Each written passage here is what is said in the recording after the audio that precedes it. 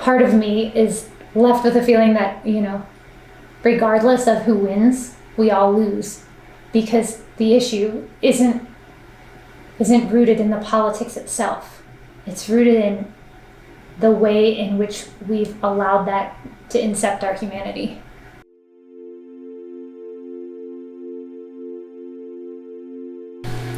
Hey there, this is Brenton Way here.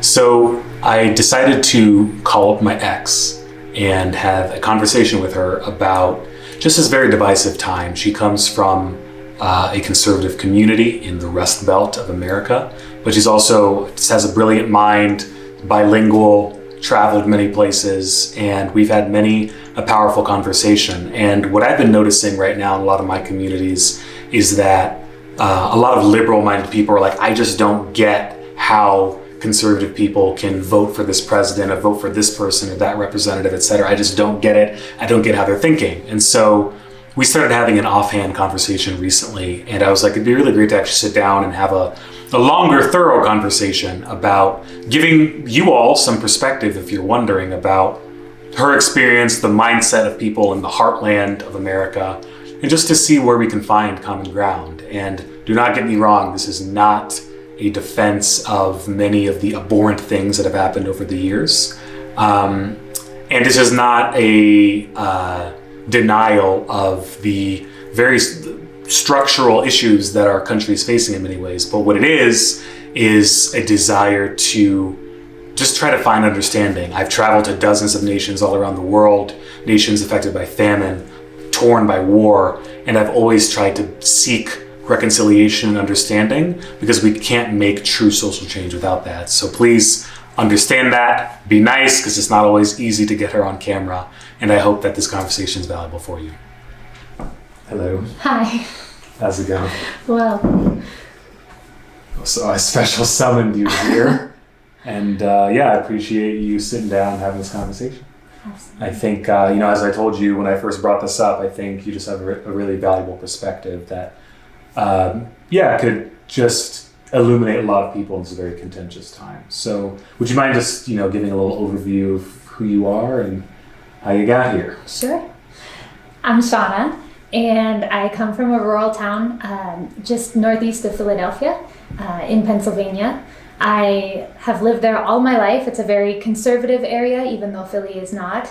And then when it came time to go to university, I transitioned to the other side of the state. I went to a university in Pittsburgh. And then after university, I had the privilege of traveling. And I've been to more than 30 countries, and so a lot of my views and experiences have been shaped by those travels. Coming back from that, I was able to resettle here, and this is my first time city dwelling. So I've now been an official city dweller for the last 5 years. That's awesome. So I think you have a really unique perspective because you've done all this traveling, but also you come from a very rural area. And so part of why I think, I brought up this conversation with you was I was watching an interview a couple of days ago with Mitch McConnell, and he was, stumping, giving a speech to his constituents. And one thing that he said that really stuck out to me was he was like, these people being like the Democrats, urbanites, etc., are essentially threatening our way of life. Mm-hmm. And I was really wondering to myself, I was like, what is that way of life that he's referring to? Because I was like, I'm not sure that I fully understand what he means. And, I'm not sure that a lot of people who don't live that lifestyle understand either. So. Yeah, and I can only speak from my own experience, right. But in many of the rural communities I've been to, as well as the one that I come from, agriculture is a big part of it.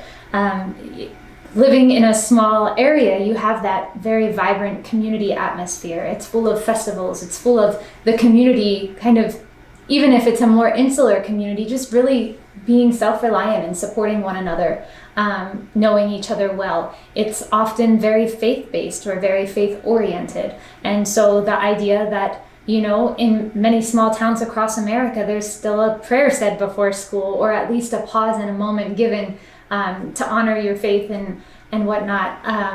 I think that sometimes in the vitriol that's spewed across mainstream media, the issues that are near and dear to the hearts of people that are living in these more rural areas, just simply they're not spoken to.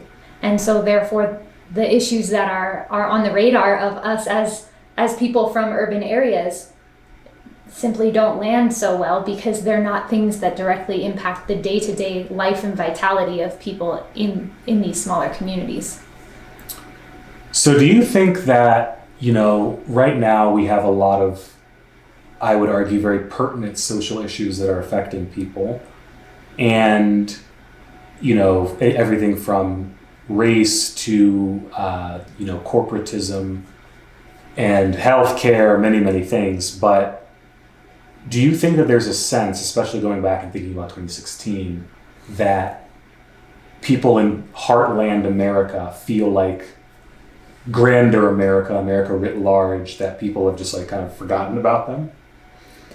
I can absolutely see how that would be a sentiment that they would hold, just in that, again, often the values that are promoted within mainstream aren't those that really dictate or really impact the day-to-day livelihoods of people in these rural communities. You have communities that are still very heavily reliant on coal mines or on factories and industry, and you have places that are agricultural hubs, and where that is the mainstay that allows them to provide for and nurture their families. And I think absolutely sometimes they feel a little bit left behind, or can feel a little bit left behind. And leading up to 2016, it's a situation where maybe they feel like the policies and things that were promoted or kind of defined the liberal agenda were things that didn't have a dramatic positive impact on who they are or how they were able to live. And they see some of their values as higher priorities on a more conservative agenda. Yeah, actually, that's a really good point. That's a really interesting point, actually. So, as you know, one book that I really love is this here book, The Righteous Mind. Jonathan Haidt is one of my favorite modern day academics. But, he often talks about this idea of, why good people are divided on politics and religion. And he talks about how with conservative-minded people, again, this is not about party, but with conservative-minded people, there is basically kind of 6 categories that they think about when they're measuring their life, making decisions, which is I'm not going to be able to get them all, but it's harm versus care, a sense of loyalty, a sense of sanctity, a sense of independence, in the sense of they don't want the government, imposing their will on them. Whereas liberal-minded people pretty much only care about harm and care and fairness. Mm-hmm. And so it seems to me that at times when liberal-minded people are I can't really understand this conservative-minded people, it seems to me that maybe perhaps that might be because they don't have this sense of sanctity, or this sense of religiosity, community, loyalty that seems to be baked into Heartland America. Yeah, absolutely. And I think it also has to do with, when you're debating your value system, right? You're often guided by that which is, I think, at least in conservative America, I would say is more immediate to you. And I think it's a fallacy, or it's erroneous to say that conservative individuals, by and large, don't care about harm versus care, or aren't interested in social welfare. I don't think that that's true at all. Some of the most amazing people I know are my own family or are community members that I grew up with that very much have humanity at the forefront of their mind. And yet some of these policies, again, aren't things that influence their day-to-day. And so while it may be something, it's not that it's not on their agenda entirely. It's just further down on their agenda. Right. And in the liberal agenda, like you said, often it's defined by these 2 really iconic kind of flagship ideals. Right. And for them, they're tucked into and often further down a list of many other things, and those other things are relate to policies that enable them to provide for their family, and are things, that maybe provide them with different jobs or better jobs, or, influence the tax system, which, could help them meet very urgent financial needs and responsibilities. And I think when you're asking people in these communities where I grew up, living in a city is the first time I'm contending with a very multicultural community in one spot. Right. I found that while traveling, but while living in my hometown, it just wasn't something that existed. And it wasn't because people weren't allowed in or this or that. There just wasn't a lot of diversity in my town. Sure. And with that, therefore, needs of some of these more marginalized communities, any kind of policy that would have been implemented to support them wouldn't have made a dent in how the people in my area lived their day-to-day life, because it simply isn't on their radar, not out of ignorance, but because it's not something that contributes to the day-to-day quality or fabric of their life. Right. So you were just talking about this idea of what people prioritize. And so my understanding is that, if I'm a rural person and the only job available, or one of the only jobs available, is working at a coal mine, that maybe perhaps climate change is not as high up on my priority list, if that would mean my coal job disappearing. Is that right? And again, I can't speak for everybody, but right. I just think that it's, it is a daunting thing to think about prioritizing issues that by and large impact strangers over issues that impact your nuclear family or your very localized community. Right. The fact of the matter is, it's not that you can't go to these places and find people that are very passionate about immigration, for example. However, I think you'd be much more hard-pressed to find someone in those communities that knows somebody that's immigrated. Right. Because it's just not something you encounter on the day-to-day. And so I think, again, it's not that there's a lack of caring or a lack of recognition of these various issues. It's just that the prioritization of them is tucked within a list that's a bit longer maybe than the short list of a more liberally minded or community. And they're tucked specifically behind those things that daily impact livelihoods, families, health and wellness of people that are right there, that you do know, that you are close to. Right. And so I think something that liberally minded people get very upset about is that they're they look at our current president and his conduct, and they say to themselves, how do people who voted for him not understand that his conduct is in many ways unacceptable to, the everyday decent human being? And I'm curious about what insights you might be able to provide on that. Is it that people actually don't when they see him conducting himself, are they blind to it, or is there something else going on? I absolutely don't think they're blind to it.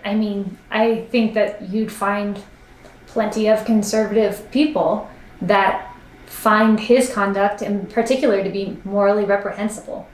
Again, though, I think that there's just the reality that on their list of priorities, his moral conduct as an individual falls further down the list than maybe his economic policies or his taxation policies, his policies around immigration and things like that they see as much more relevant and maybe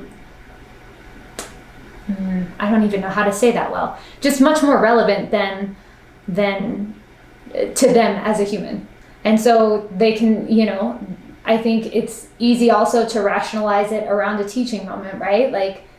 That's not the way that I would, as an individual, choose to run a country or live my life, or that's not how I am teaching my kids to speak to this person, that person, communities of color, etc.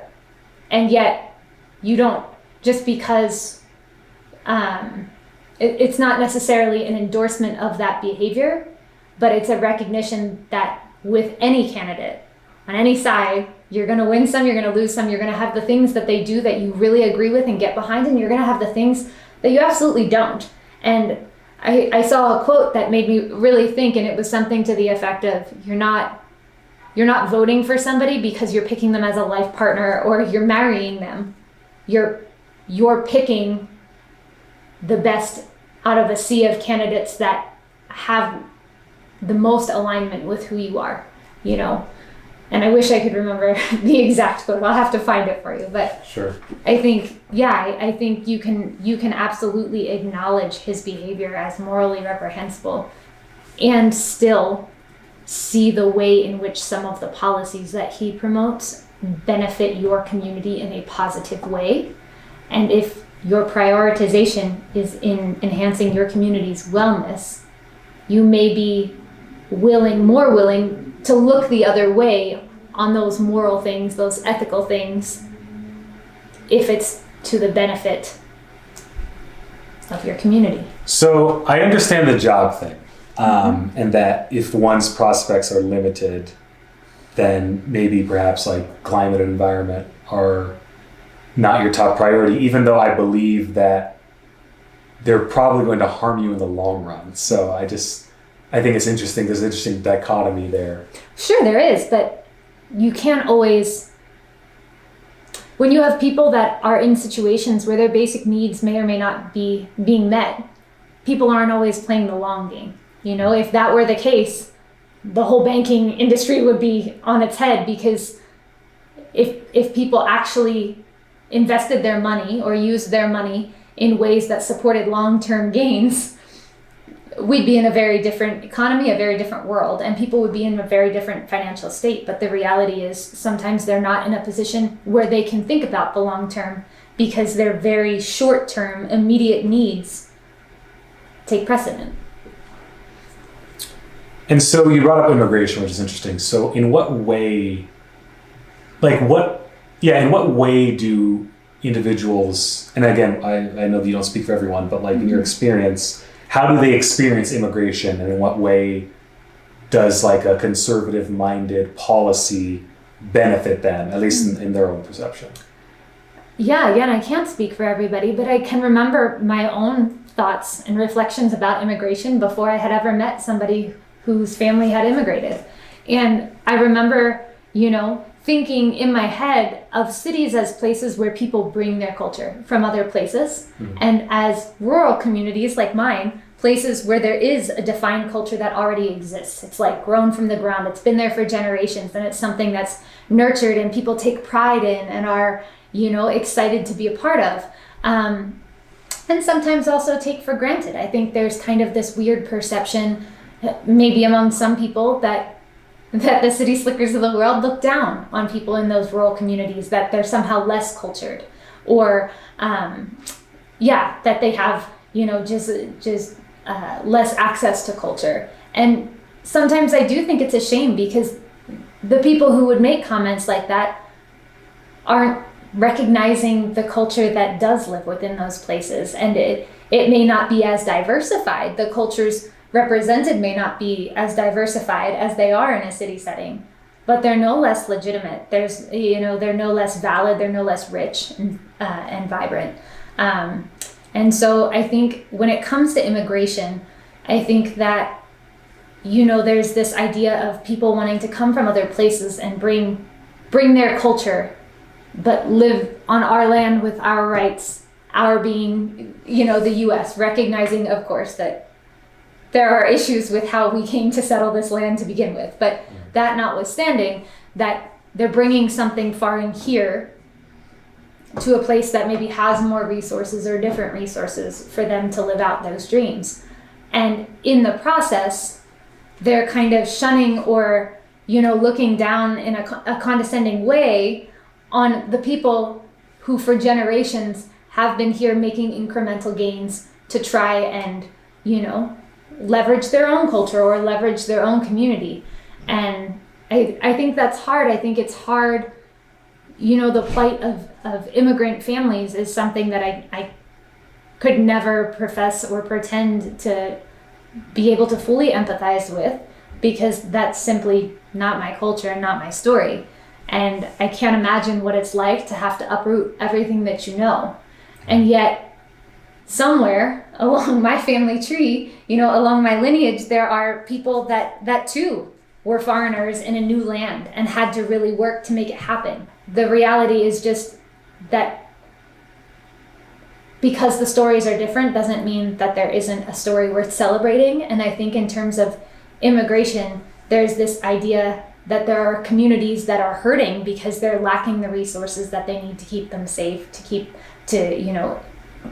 improve educational resources, to improve vocational resources. Even American communities? American communities. And that is kind of the trade-off, to make space for other people, to make space for these policies that are going to, by and large, improve the culture of minority communities or immigrant communities, that the trade-off would be, the perception could be, that that's at the cost of a lack of infrastructural adjustment to communities that are here, that have been here, and that are kind of left out of the loop of some of these policies, that they don't reap the direct benefits of them.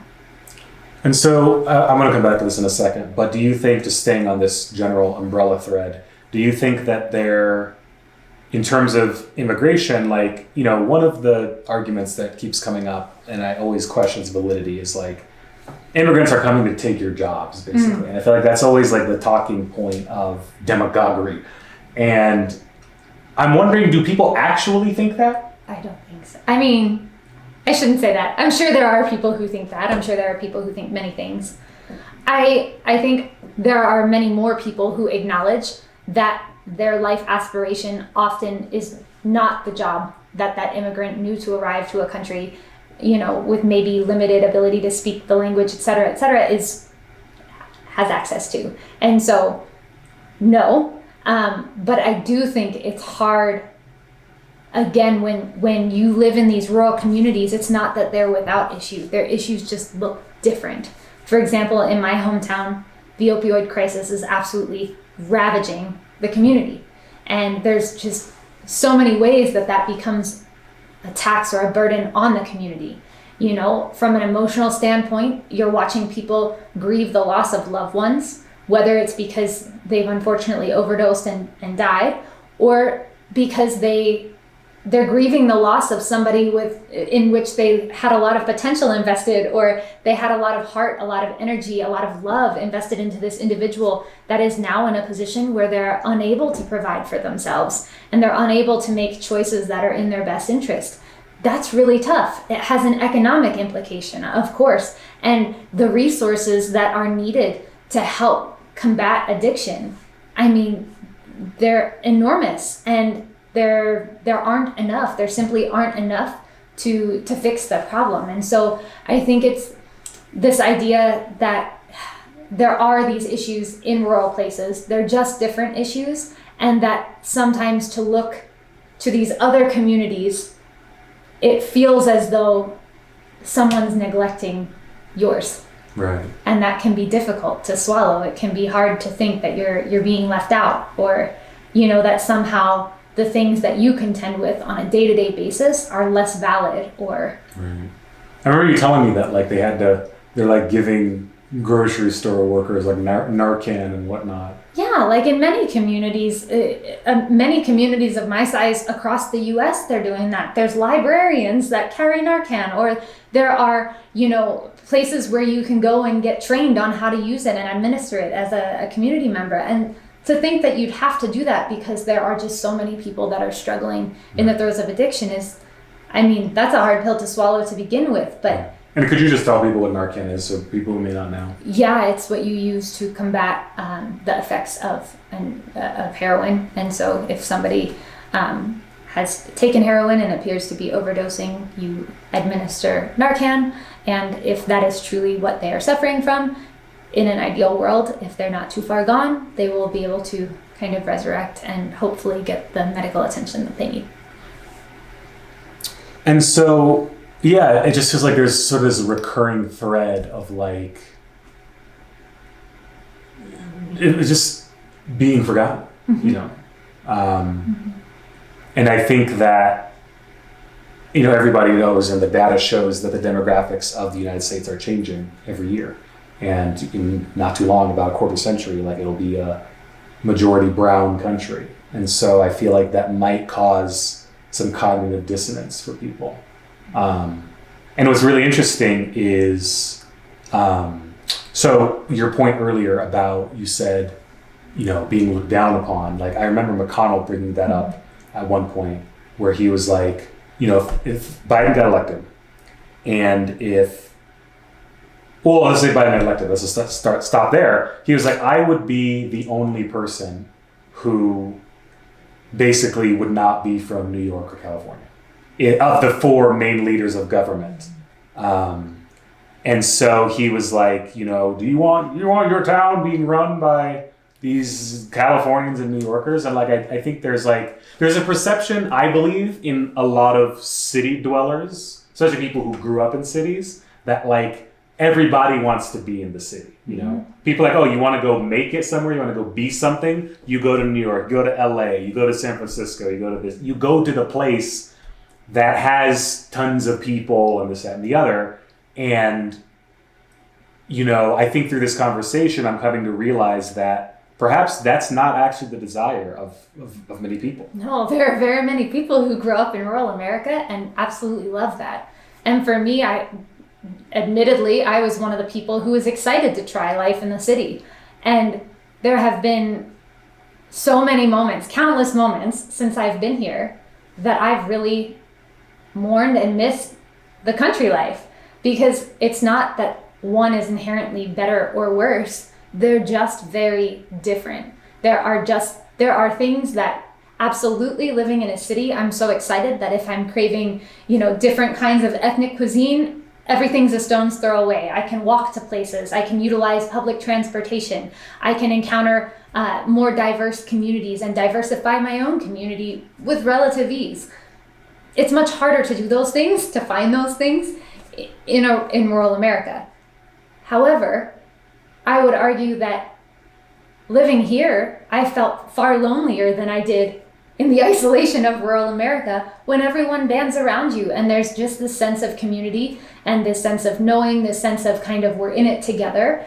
And there are times that I absolutely miss that. And there are times where I absolutely contemplate seeking out that place. Not, you know, the idea that it's kind of a one-way path that, oh, if you get to the city, you've made it. Right. But the fact that there's just as much making it that exists in the country, and that life just looks different. It's not worse, it's not less, you know, it's not this place where the people who didn't, you know, pursue an education hide out in log cabins. Like that's just simply not the case. It's just a different way of experiencing life, and it affords you different opportunities to live out your own value systems. Right. Yeah, I think about, you know, the point you made earlier about issues that perhaps don't affect Heartland individuals as much. Like one of the big issues facing our nation right now is like student loan debt, you know. And like if you didn't go to a 4-year institution where you're just drowning in student loan debt, Absolutely. Then like that conversation perhaps may not matter to you very much. Right. And there could be many reasons that you chose not to go to a 4-year institution, right, or that you chose something that was a little more economical. But the reality is, you know, again, why people might ask, why would I pay for something that I knew that I didn't want to be in debt, so I made a choice that wouldn't land me in debt. Right. And yeah, I think that there is a bit of reluctance or resistance to assuming burdens that, in the case of student loans, for example, people feel are self-imposed. Right. You know, you made a conscious decision to go. You could have foregone that type of education. You know, where I come from, vocational trades are very popular. You can elect out, I think, as a sophomore in high school and choose to pursue, you know, learning how to be an electrician or doing HVAC things or cosmetology, and people find success in those things. They're needed. I think it makes me very sad often to listen to the way in which people that I care deeply about, friends or close community members, speak about places and people like my family or like the place I call home, like to listen to people that are in your community speak about your home, your family, things that are familiar to you, and a life that may be unfamiliar to them with such condescension is difficult. And it's really sad. And I wish that everybody had the chance to go into those communities, to meet the people and to sit around the table and understand the why behind their thought process, the why behind their vote, the why behind, their list of values and the way in which they prioritize them.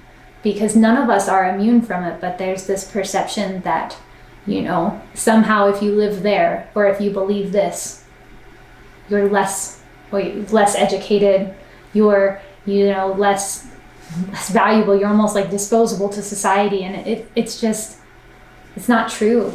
And these communities, I think, in many ways represent, people always say a place like New York represents America, but so do these little rural towns that have long been the heartbeat.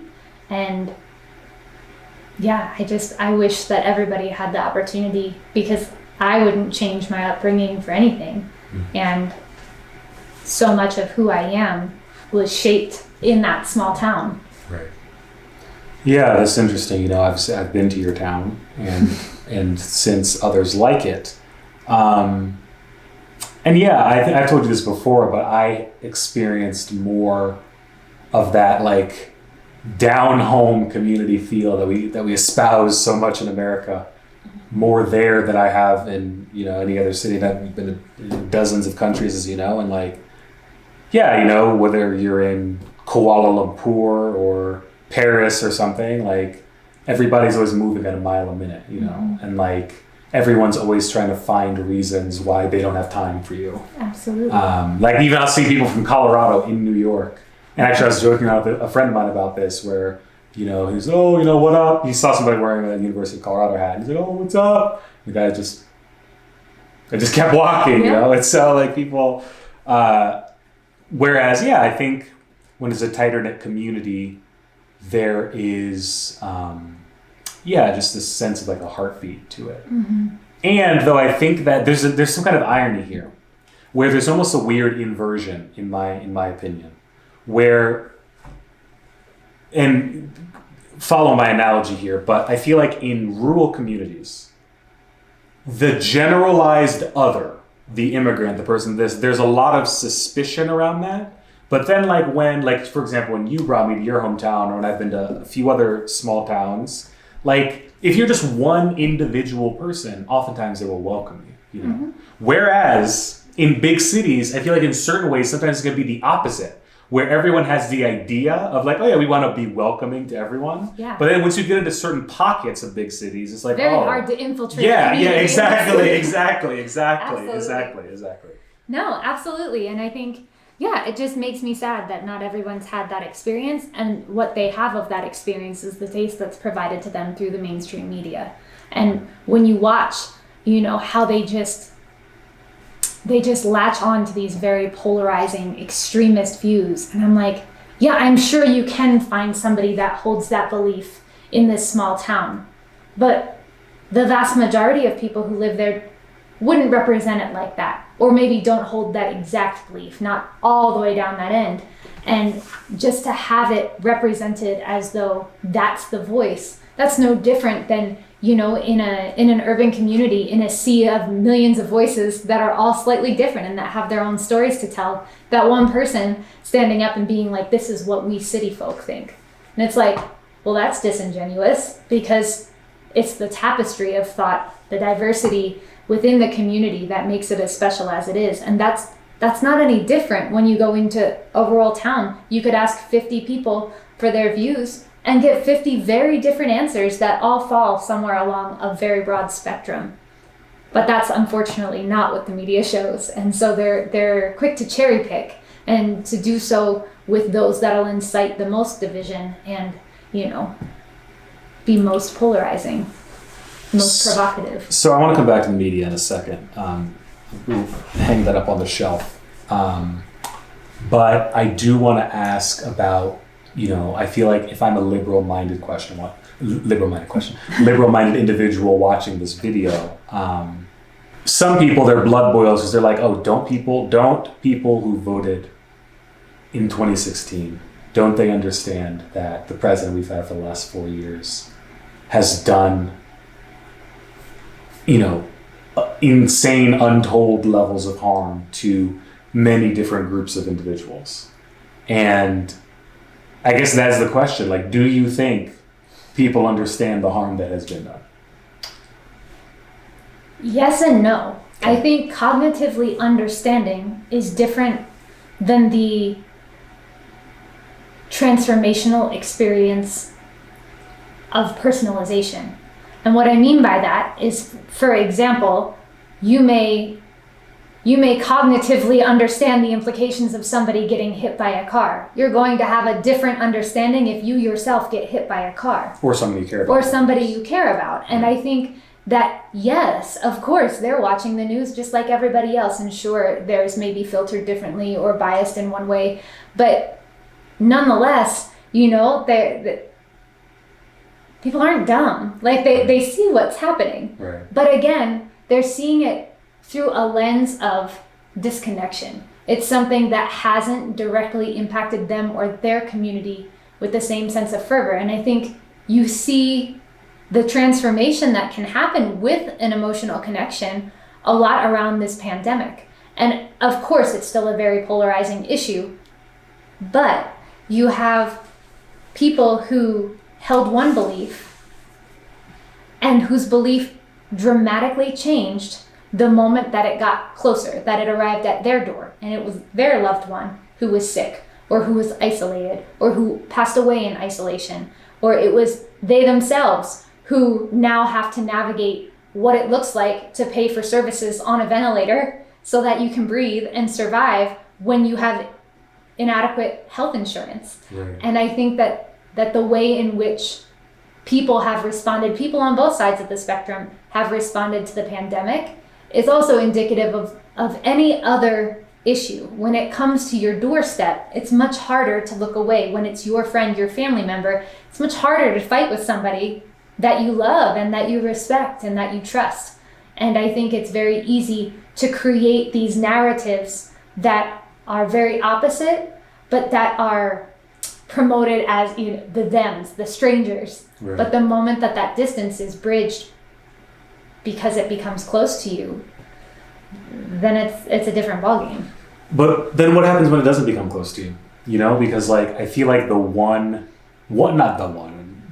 of the advantages perhaps of being a city person, or it's an urbanite, I should say, is that you are exposed to so many different worldviews, right? And also, I will proffer that it's easier, like even I speaking of the pandemic, I take this idea of mask wearing, right? Where it's been this really polarized issue.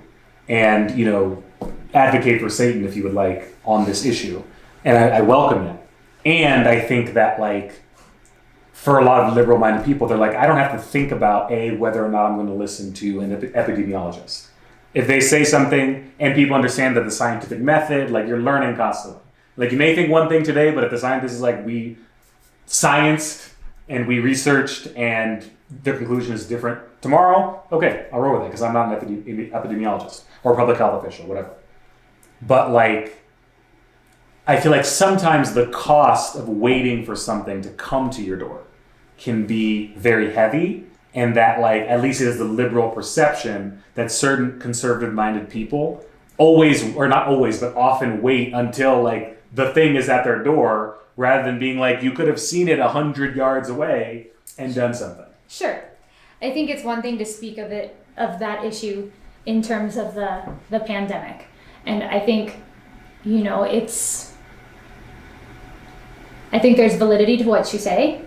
I also think, though, that I've been in many, I think we're all guilty of living in our own echo chambers. Sure. To an extent. Sure. And I've been in the company of very liberally minded people who have their own concerns about wearing a mask and this and that, and have foregone such a thing. And I feel like when it's within your own party, it's something that we try and minimize them or their influence, where versus when it's the other party, they're the ones we're focused on, right? The ones that are in the grocery store causing a scene, causing a ruckus because they don't want to put on a mask. And having been back and forth to rural America numerous times, I have never once personally witnessed somebody refuse to wear a mask in public. Of all the places I've gone, of all the communities I've been to. And I think, again, that's because the vast majority aren't the people that you're seeing on the news. Right. And it's unfortunate for that minority that is being promoted or being highlighted, that, for them, by the time it gets to their door, it might be a little bit too late. And that's unfortunate. I don't think anybody on either side actually wishes ill on anybody else. I like to believe that that's just not how we operate as humans. What your point reminds me of is, there's this idea of pluralistic ignorance. And it's this sort of cognitive delusion that essentially, when you see something that's very visible, you think that it's a lot more prevalent than it actually is. And that so the whole idea is, it can be kind of confusing, but the idea is people think something that is true, but they think that they themselves are in the minority. Yes. And so, for example, people might think mask wearing is a good thing.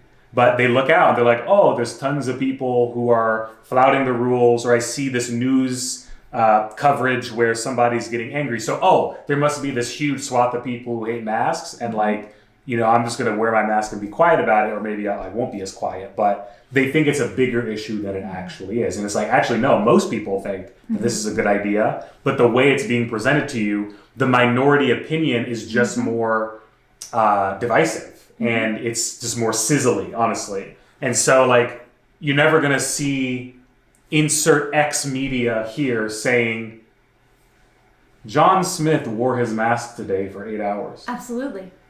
Because nobody's going to read that. Okay, great, But if it's like, not sexy enough. Super, this woman at X supermarket spits on, grocery store attendant. And it's like, it's going to be all over the news. Absolutely.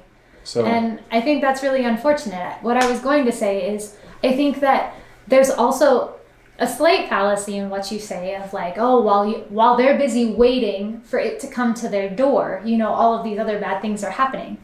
That's true with an isolated thing, an isolated it. While they're waiting for it to come to their door, it may be getting worse, whatever it is. But I think what people underestimate about rural communities, they're community oriented, very much so. Right. And so they make great strides in mobilizing their people to get stuff done on a local level. And so it's not like they're sitting there twiddling their thumbs. They might be being really proactive and helping get policies passed, or, talking to their senators, their governors about this issue or that issue. They might be mobilizing communities of faith to help combat the homelessness. We live in a community, in a city where we're not immune from seeing homelessness daily. Far from it. And it seems like that has just gotten worse and worse and worse, not better. Yeah.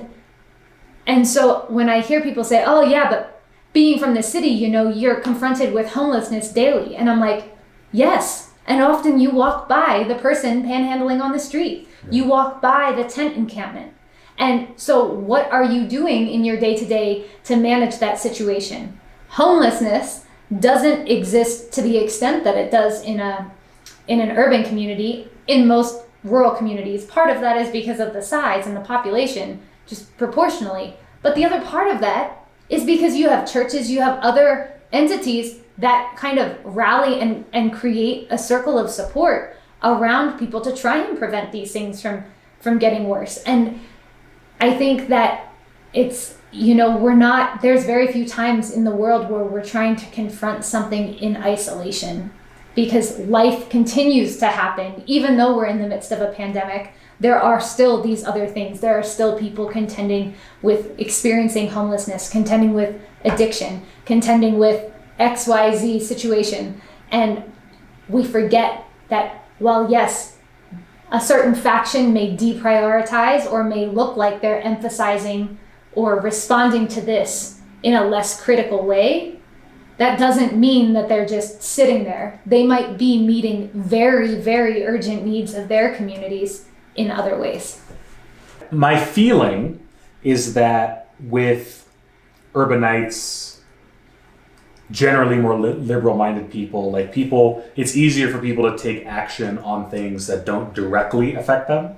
And I feel that perhaps in like a heartland American community, sort of the permeability of an issue outside of the community, like the layer of permeability for them to take action or perhaps care about it deeply might be thicker, or the permeability might be lower, I should say. Perhaps, but I think it has to do with two things.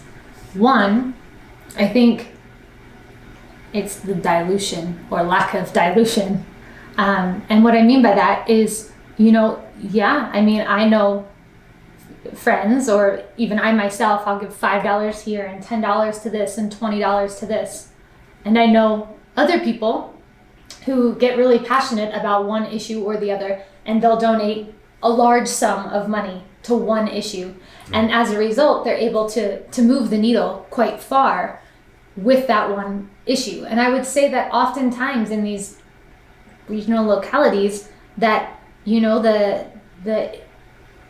it's more concentrated. The impact is more concentrated, or the desire to create impact is more concentrated around a few key things. And so they focus there instead of, well, we focus on this smorgasbord of 20 different things, but we've made negligible gains in all of them as a result. And so Scattershot. Yeah, that's something that I think you have to consider. And in the smaller communities, you can't help but to feel the momentum. And I think that they are making larger gains toward a more small subset of issues as opposed to negligible gains across a wide array of things. That's an interesting point. Yeah, I think that... Oh, and my spoons. Mm-hmm. I think it's also, like, if you think about it as like you have 5 spoons, and those 5 spoons represent your finite amount of energy or your finite amount of financial capacity. Did you ever play spoons growing up? Exactly. Of course you play spoons growing up. And you pick the colored ones. Love the orange spoon. But you have a finite number of spoons. And so you're picking and choosing how you allocate them. Mm. And I think that people are misconstruing the lack of allocation in a particular area as a lack of care, a lack of engagement. And that's not it. They've just put more of their spoons towards focused things. So instead of having 5 spoons and you put 1 spoon towards each of 5 different issues, critical issues, right, somebody might have put 4 spoons in one and 1 spoon in another. Yeah, I think there is something about like this very fractured approach. And like regardless of whether or not you're educated, like there's only so much one individual can do about a lot of things. And I think, people have felt a lot of that frustration, especially up until the time it came to vote, where it's like, I want to make a difference in racial equality. I want to make a difference in climate change. I want to make a difference in economic equality. But like how, besides, I guess, raising awareness, donating right. causes. I think that, like, for me, as Shauna, as a person, something that I value very much is like the agency that everybody has to rally behind their own passion. Right. And so if I'm not somebody who's particularly passionate about climate change, but I'm really, really passionate about human trafficking, violence against women, homelessness, addiction, I can take my best self and I can use me to the best of my abilities to benefit those things. And something that I'm hopeful is that if everyone does that, there won't be stones left uncovered, because somewhere, someone, maybe it's you, is going to prioritize climate change and particular issues. I think, what liberal-minded people, urban or not, might counter with in that vein, in that argument, is that there are certain issues that are sort of more, I don't want to use the word pertinent, but I will just say that are higher stakes, in the sense that people are like, yeah, if we don't do something about the climate, we're not going to have a habitat to inhabit, and the planet will just implode. And what's the point of caring about X, Y, or Z issue if you don't have life anymore? I mean, this may be, I agree with you 100%, and it may be an unpopular opinion, but it's mine. I think the onus a lot falls on our politicians and our mainstream media, because I don't think they do a great job at creating a narrative or framing the truth in such a way that people can't ignore it, and that it does resonate and land with people. And for that farmer, or for that steel mill worker, or that coal miner, like, what are the politicians doing? What is the media doing that's influencing the way in which they see climate change as connecting to their industry, their livelihood, their this, their that, but also to their longevity?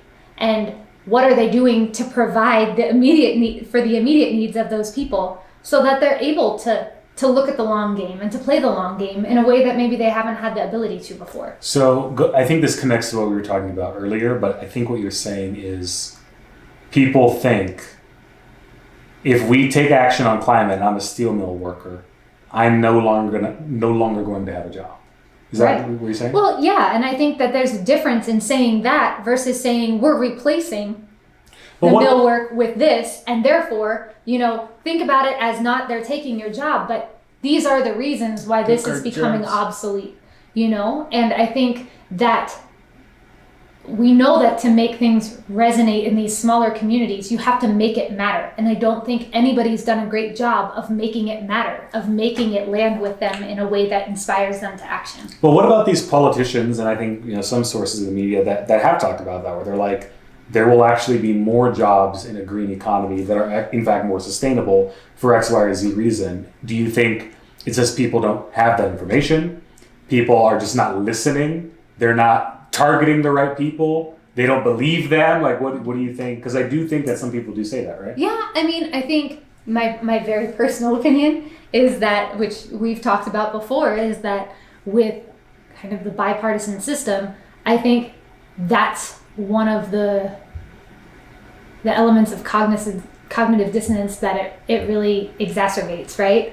Is this idea that, like, when you get information, it's always filtered through the lens of one side or the other, and therefore is perceived as being inherently biased. Right. Whereas if we had more sources that were just there, the Walter Cronkites of the world, that were just there to say the news without an inflection, without an agenda, without any kind of leanings to one side or the other, they were just there to spout facts and say goodnight. Those kinds of things, I think, would self-resolve to an extent. You're always going to have people that favor a biased source or not. But I think that it's a very, very much at this moment like an us against them mentality. Right. And it's very hard to discern what is factual from sources that don't seem to be influenced by one side or the other. And therefore, I don't feel like it lands with the weight, the gravity, and the truth that it should. It's just very unfortunate. Do you think, people in the heartland of America understand systemic racism? I have this book here that I think everybody should read. The Color of Law. It's a book I've read actually a couple of times now, but basically talks about, because people are like, oh, I think there's this narrative that America has sold people, especially in the heartland, that like, and this is the thing about America, in my view.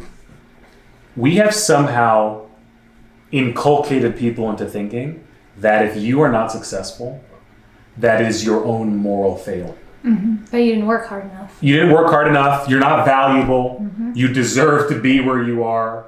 Or and vice versa. If you're super successful, you deserve to be where you are, which is also not necessarily true, you know?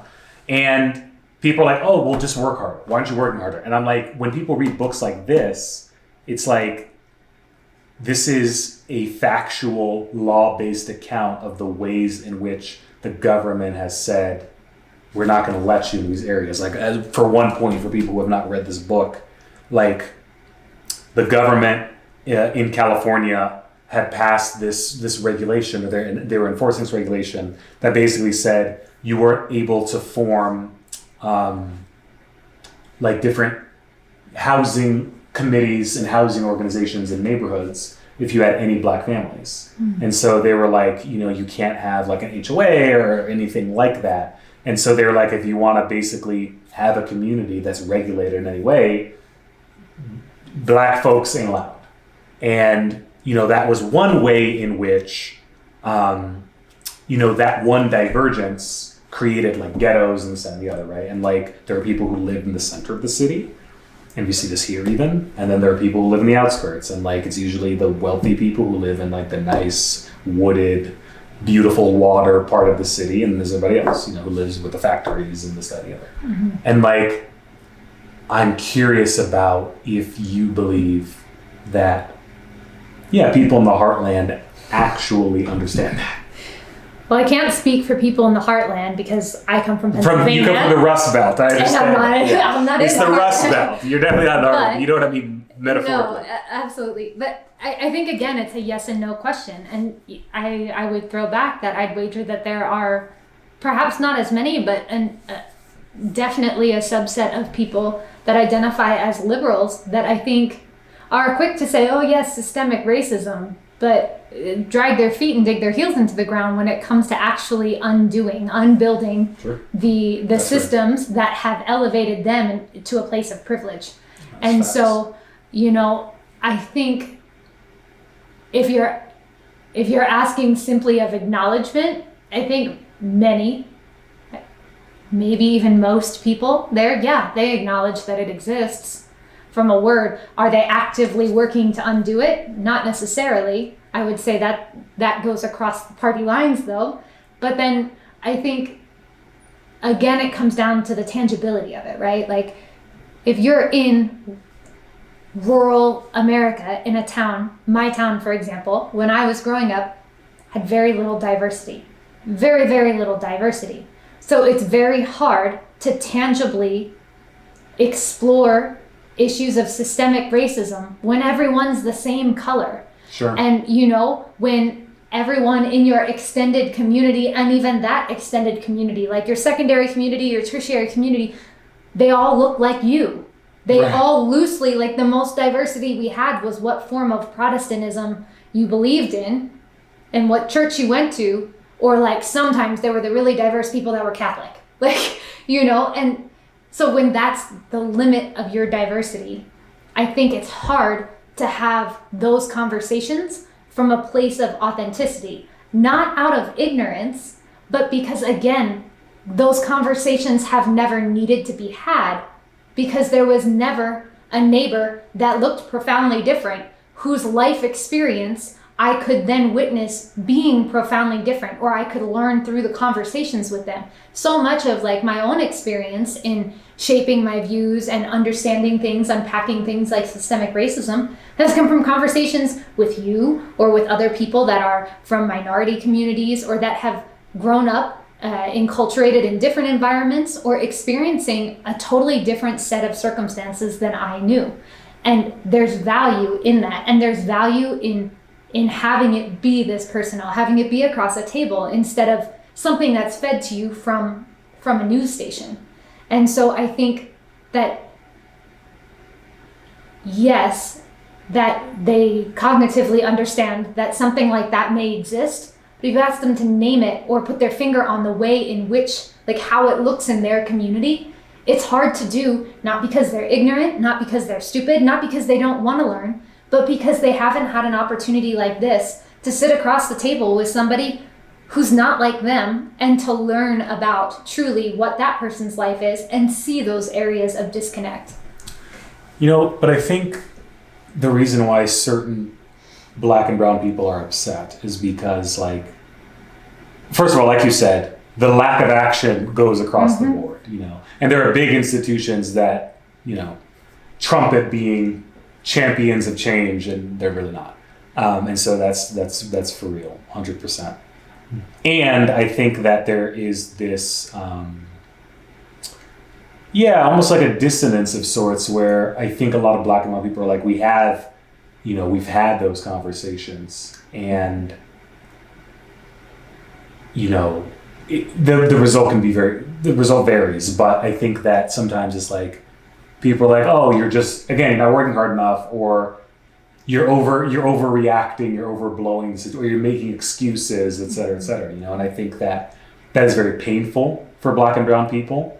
And I think it's gotten to the point now where, because I think, conservative-minded people in conservative areas, the Heartland or the Rust Belt or whatever, the South, whatever,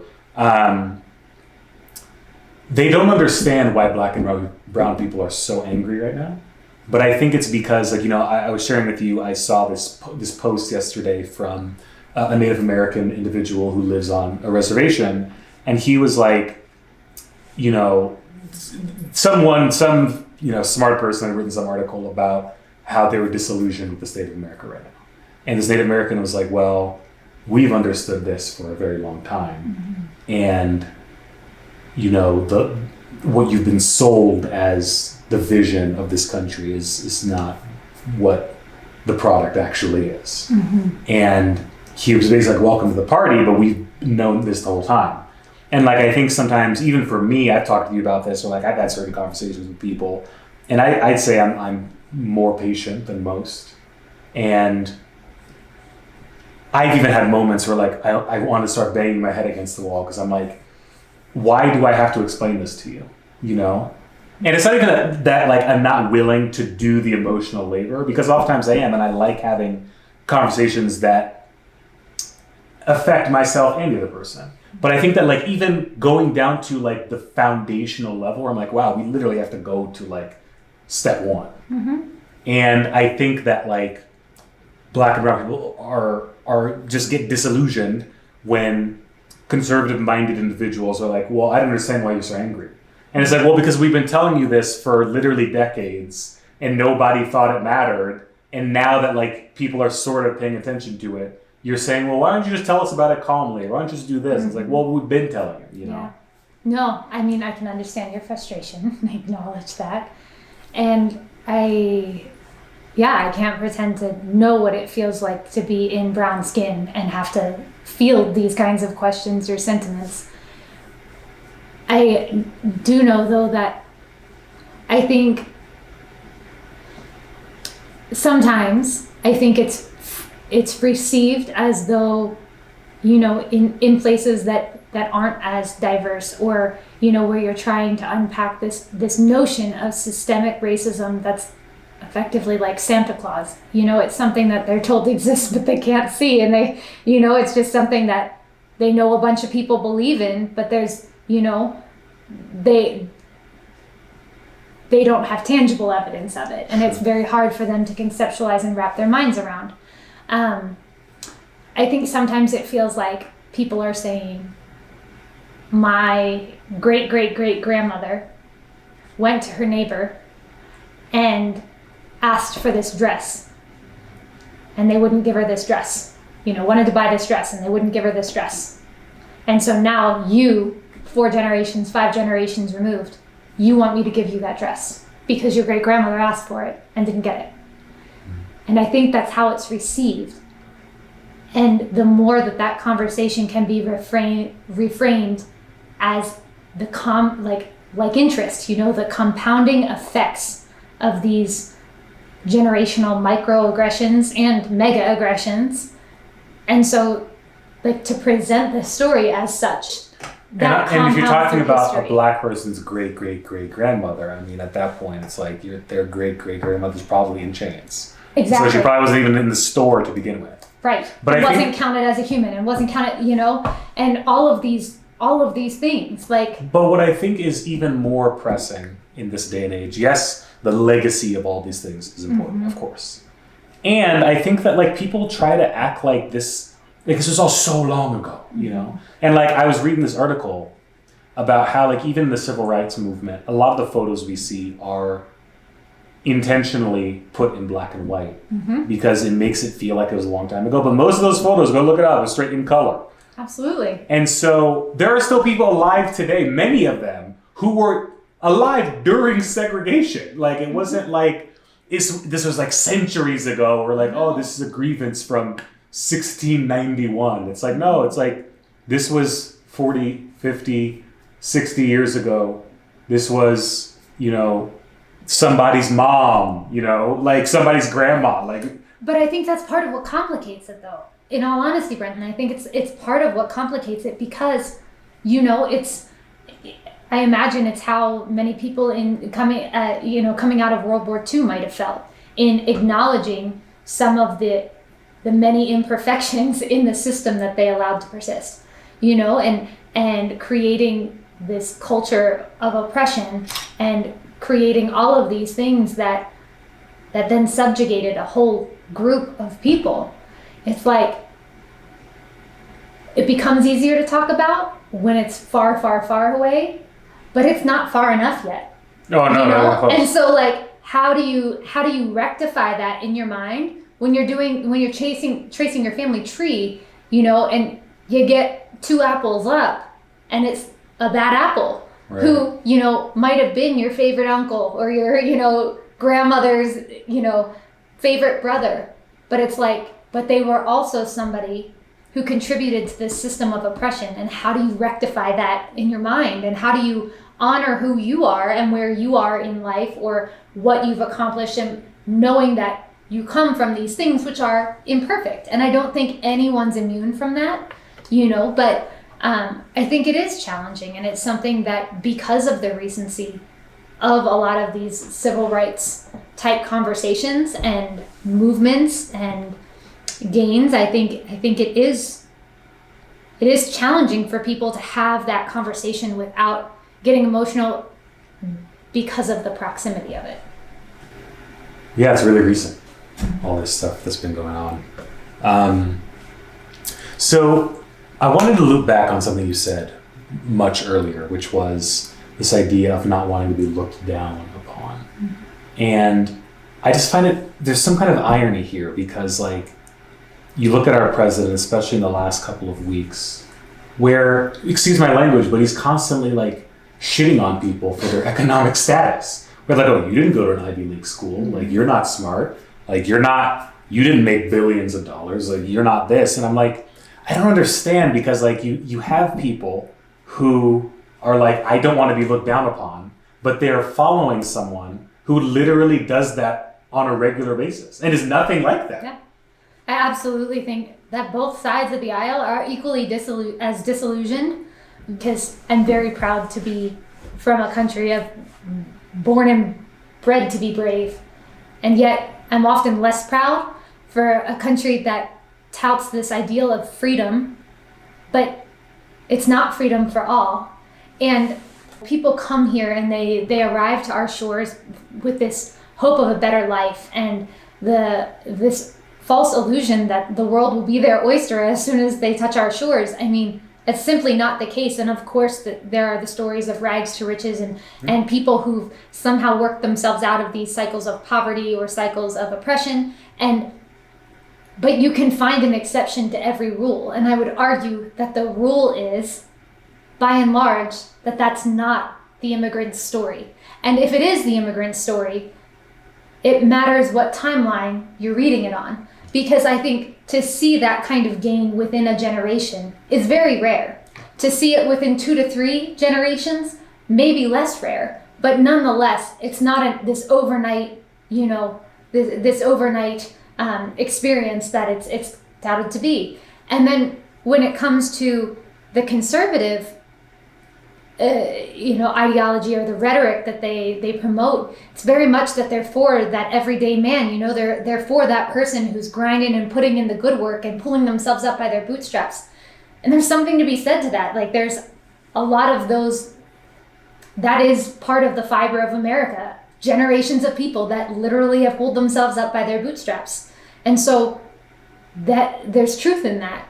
And yet it's equally as disingenuous, for people to think that those government systems, because of who they are, because of where they come from, the system itself is inherently flawed. And we've talked about how, going back to the beginnings of America, the birth of America, I think it highly unlikely that they could have foreseen some of the challenges that we contend with today. The challenges coming out of a bipartisan system, the challenges of growing to the extent that we have, the challenge of globalization, the way that it's presented itself, the challenge of navigating new technologies and things that give people different access to information, a world that's largely literate. Like, those are all things that just simply weren't the case way back when. Yeah. And now we're in this new world, and we're told that our government works for us and is of the people, for the people, by the people.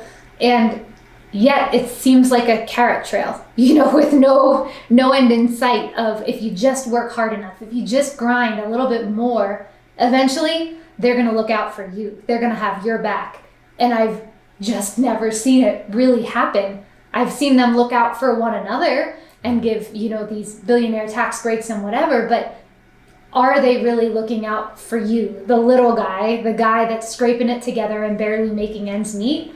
I don't think so. And so I think we're all disenchanted by this notion of an American dream. And in a conservative space, it often looks like, if I just work hard enough or just a little bit more, push a little bit more, I'll get to that castle. And in, the liberal space, it's, well, we're creating this equitable ecosystem that is for the benefit of all. And I haven't seen that happen yet either. And this idea that, well, we should have open borders because it's a land of opportunity. And as much as I'd love to invite people in, I think it's doing so under this guise that they're going to have equal access to these opportunities is not transparent, not honest. And you're right. Obviously there are people who have made something of themselves, mm-hmm. without a doubt. And I do think that, being the son of immigrants myself, from a developing nation, there's more opportunity in America, but I think you're absolutely right that it almost never happens in one generation. No. Like, when you see, I think, I don't want to name names, but there are many entrepreneurs and successful people out there where it's like, they're successful, but it could be they're 40, 50, 60 years old, but almost always it's like their mom, their dad came from X country, and their mom and their dad was like working at a laundromat or as a taxi driver or whatever, and that they in many ways sacrificed their lives economically to give that successful person currently a shot. Mm-hmm. And oftentimes people who make it in America are the ones who start here from day one, where it's in a sense of in an immigrant sense, it's very rare that somebody comes here at age 20, 30, 40, and then they they go and do something amazing. Overnight success. Absolutely. Yeah. It's And so, but Mitch McConnell in this stump speech that he was making said something interesting where he was like, his opponent would have you believe that, my opponent would have you believe that America is an embarrassment. I think that's what she said verbatim. And he was like, America's not an embarrassment. He's like, America is the greatest country in the world. And I think that sometimes I struggle with thinking about people in the Rust Belt, in the Heartland, in the South, because maybe there are some who might suspect that they were just marketed to.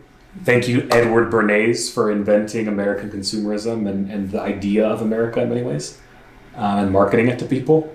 But I wonder about that, in the sense of people want to believe, they don't want to believe that the America they believe in is not real, or that the American dream they believe in is not real. And I think there are a lot of people who are like, no, I want my business to be open, and like my business is mine, and like this is my baby, and like if I can have my business and I can have my family, then the American dream is alive in some way, even if they're really struggling. And so I just think about that a lot, where it's like people don't want to believe that maybe what they've been sold is not the thing. Absolutely. And they're invested in it. Very much so. They're invested in it. And for generations, many of them have been invested in it, or are coming to our shores and planning to be invested for many generations. And I think that it's really hard to look back and see yourself as a cog in a system of good intentions that hasn't produced the result that you were promised. And I think that's that's something that people of all different political affiliations would struggle with, because I don't think that there's really anyone right now as we sit here that's like, this is working. It's working absolutely perfectly, and I feel, fully represented. But I think the problem with that, which I agree with, is, I think the biggest issue in America, I've said this before, is actually class. Mm-hmm. And that as soon as like any laws around like regulating big business and corporations, as soon as any of them get even close, unless it's something so egregious that like tobacco or something, where so many people have died and gotten cancer, emphysema, etc., then they do something. Mm-hmm. But like unless it gets to that level of egregiousness, the laws just evaporate, they disappear, mm-hmm. right? And I think one of the main issues is that conservative-minded people, especially in rural areas, have been convinced that it's like urbanites or immigrants or whomever, black people, Arabs, etc., who are the problem. And it's like, there's that famous example or like parable of sorts, where it's like there's a rich, wealthy man who has like 100 gold bars or 100 cookies or something. And there's a peasant who has one, mm-hmm. and they're like, oh, you better watch out, X group is coming to take that away from you. And it's like, there was a time in the late 1800s where there was a party called the Populists, and they were basically just made up of just poor white farmers. And they linked up with the Republicans, who were the abolitionist anti-slavers, so it was a reversal of parties back about 100 years ago. And they came together and they basically were making really powerful laws. And then the pro-slave whites were like, no, this is bullshit for X, Y, and Z reason. And they started just race baiting and the whole racial playbook. But I feel like that happens every single time, where it's like, or maybe I should ask you this question, do you believe that there's a fundamental difference between the poor white person and the poor person of color? Poor brown person, black person, etc. I think the stories that got them to where they are, if you were somebody that believes in the compounding generational trauma, I think you have to recognize that the stories that brought them to their present day situations and circumstances are different. Sure. And yet there's a lot more common ground than I think we give credence to. And I think that absolutely, that they're fighting a much more similar battle, or they're on the same side of history, in the sense that they share frustrations, and they share in this feeling of being left out or left behind or not looked after. And so, I think they have a lot in common, but I think that the divisive rhetoric prevents them often from seeing that or acknowledging it in a way that allows that to be constructive, and for it to build momentum, and for it to really kind of materialize into something that would be a policy change or a political overhaul.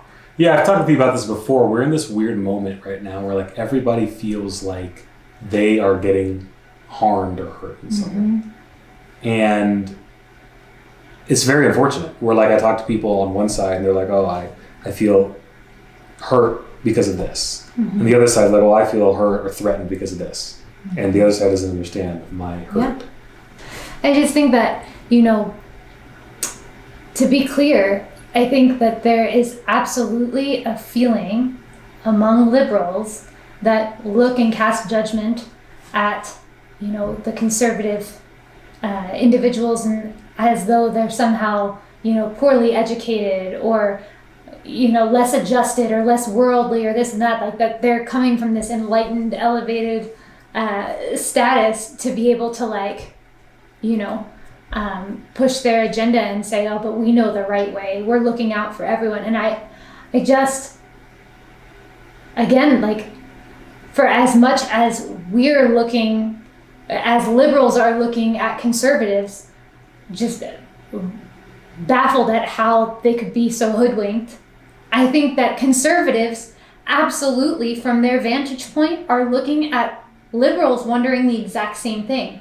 Thinking like, how in the world could you think that this system is designed, with the infrastructure to support what you want it to, or that it's in any way serving you to the extent that you seem to think it is. And I think it's that dichotomy, like that both are weirdly, ironically, equally as hoodwinked and equally as disillusioned. Bamboozled. Yeah. Bamboozled is a great word for it. What would you think, or rather, I guess, what would you say to because right now I feel like a lot of people, there's a lot of division in families right now. And so, there are people who, white husbands who now have a half black child, or vice versa. And there are people like, oh, I don't want to associate with my conservative family members or whomever because of who they voted for. And they just don't understand because they're putting my child at risk by the decisions that they're making. What do you say about situations like that? It's hard to hear, and I think it's also, I get personally, as Shauna, I get very frustrated because I think for me, that means it's working. Like the puppeteer system is hard at play, it's hard at work, and it's keeping us divided. And I think that in order for that system that's manipulating us to persist, that's exactly what needs to happen. They're banking on that. They need to continue to be the puppeteers that, work the system and then keep us divided. And I think what they're not ready for, the biggest curveball we could throw them is a curveball of civility, of having these conversations across a table and of bringing people with diverse viewpoints together and saying, consider this perspective. And if we can all just take a deep breath and swallow hard and recognize that there are going to be points in those conversations where you may feel slighted, hurt, embarrassed, ashamed, angry, sad, but that, the working through it-ness of those times, that discomfort is going to lead to a different sense of clarity. And maybe not to understanding or agreement, but to respect. And I think that our society is fractured now more than ever because of the lack of respect and the inability to come together and to have these critical conversations.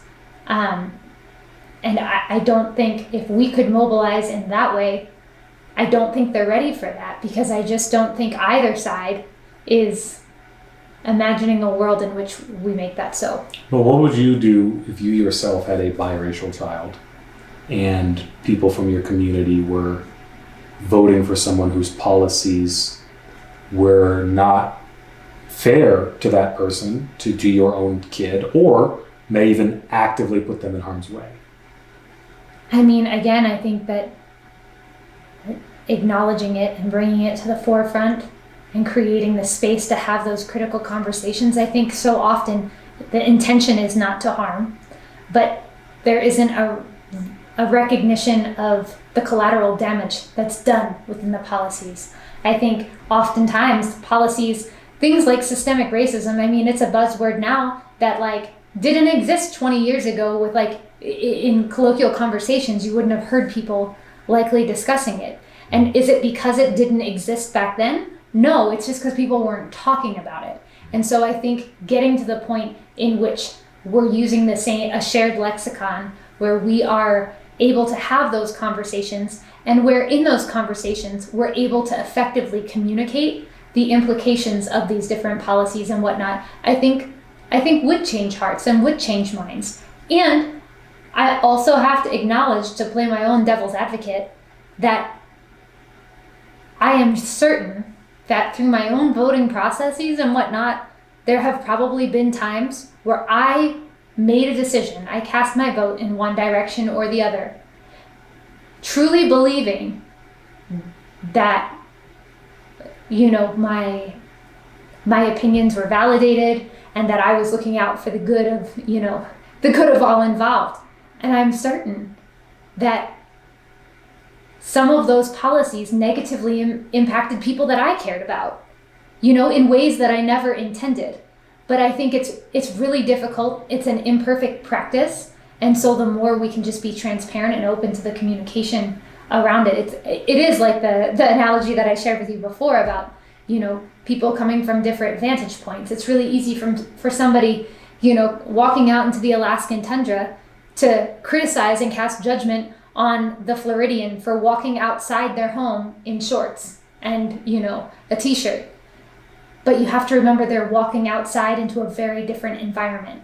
And their shorts and their t-shirt are going to serve them in their environment. And their decision to wear shorts and a t-shirt is rooted in their own experiences. Just as the person walking out into the tundra in a parka and boots, their decision is rooted in their experiences, which have brought them to the conclusion that they will be best served by wearing winter clothing, winter apparel. And I think we have to remember that people are operating in a different set of circumstances. They're operating in different realities. And so it's really hard for us to look and cast judgment and say, but that wouldn't work here because they're not here. Right. Well, thanks for this conversation. Do you have any final thoughts that you want to share, or do you? No, I don't know. I just hope. It's so weird to think that in a few days we'll know the results of the election. Hopefully. Hopefully. And, to think that in so many, I consider myself an insatiable optimist in so many regards. And yet, because of just the amount of hate and vitriol that's surrounded and clouded political decisions and these kinds of conversations, I feel like part of me is left with a feeling that, regardless of who wins, we all lose, because the issue isn't rooted in the politics itself. It's rooted in the way in which we've allowed that to incept our humanity. Right. I'm going to make one final book reference. Of course not. I love this book, The Spirit Level, highly recommend it. That book. I quote it more often than I can even count at this point, but I went in with that book because it's this idea that the more equality we have, the better it is for everyone, literally across race, rich people, poor people, etc., and that every social issue comes from this sense of not being on an equal plane. And I think that this stratification is exacerbated by social trust eroding. And it's the more social trust erodes, the less people can really see eye to eye. Mm-hmm. And so we're seeing the effects of that right now. Mm-hmm. And I'm going to be honest, I'm not fully convinced that just one election is going to fix that. No. Because the reason why I wanted to have this conversation is because those people in those places who voted this way or that way are still going to be there. Mm-hmm. And so they're not going to disappear. And largely, they're not going to stop thinking what they think. In fact, they may get even stronger in their beliefs. Mm-hmm.